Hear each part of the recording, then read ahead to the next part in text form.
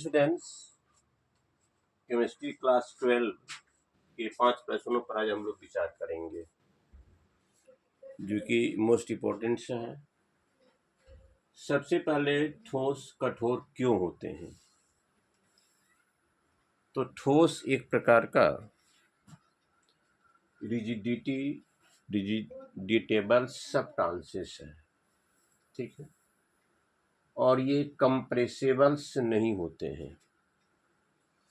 इसका डेंसिटी बहुत ही घना होता है। इनके दो पार्टिकल की बीच की दूरी काफ़ी कम होती है और आकर्षण बल भी काफ़ी मजबूत होता है। इसलिए ठोस कठोर होते हैं। चाहे वह आप कोई मेटल सब्सटेंसेस लीजिए, चाहे ब्रिक्स लीजिए, चाहे कोई भी सॉलिड लीजिएगा, उसको कंप्रेस करना मुश्किल है।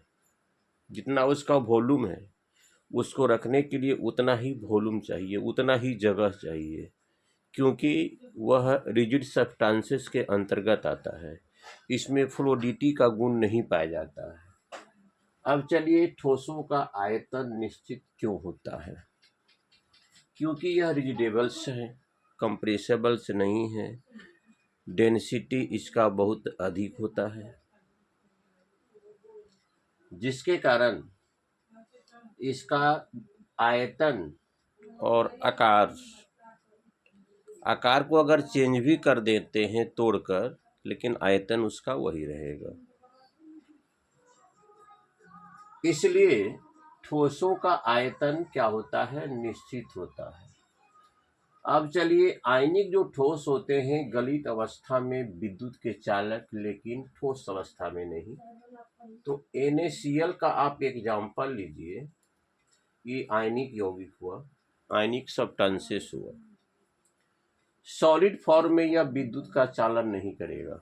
सॉलिड फॉर्म में यह विद्युत का चालन नहीं करेगा, क्योंकि इसमें यह आयन को नहीं दे पाएगा।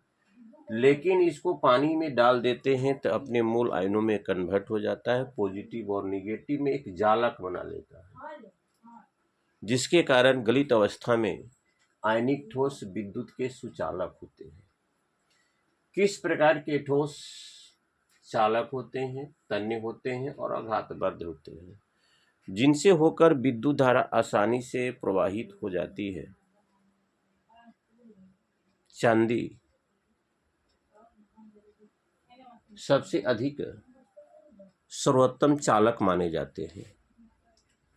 और तन्य किसे कहते हैं? जिसे पीटकर वायरिंग के रूप में कन्वर्ट किया जा सकता है। सबसे मोस्ट तन्य सोना होता है। 1 ग्राम सोना से 2 किलोमीटर लंबा तार बनाया जा सकता है। इस अनुमान लगा सकते हैं कि सोना कितना तन्य होता है। और आघातवर्ध which substances is converted into the sheet by the hammering। वैसे पदार्थ जिससे पीट कर शीट के रूप आघातवर्ध कहते हैं, को आघातवर्ध्यता हम लोग कहते हैं।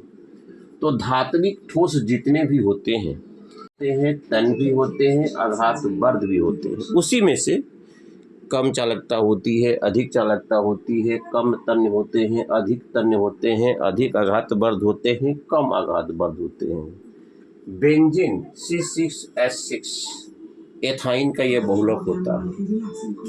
इसका आकार षष्ठकोणीय इस प्रकार से आप कर दीजिए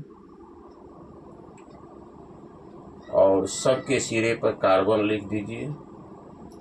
6 कार्बन हो गया। हाइड्रोजन एक एक कंबाइन कर दीजिए। आप एक एक हाइड्रोजन कंबाइन कर दीजिए। ये डबल बॉन्ड यहाँ रखिए, सिंगल बॉन्ड यहाँ, डबल बॉन्ड यहाँ, सिंगल यहाँ, डबल। देखिए तो सबका ऑक्टेंट क्या कंप्लीट हो पा रहा है।